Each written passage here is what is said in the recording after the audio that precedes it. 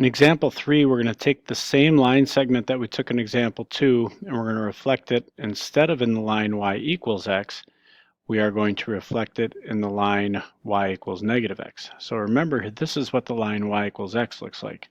I don't want to use that one this time. Instead, what I want to use is the line y equals negative x. Now that would be a line where x and y are opposites. So that would come down the opposite diagonal, again, right through the origin. But whatever x is, y is the opposite. So -1, +1, +1, -1, +2, -2, +3, -3, and so on. As far as reflecting it, well, we're going to reflect it in the same way. So f is a half unit away from the diagonal. We'll go a half unit to the other side, and there is f prime.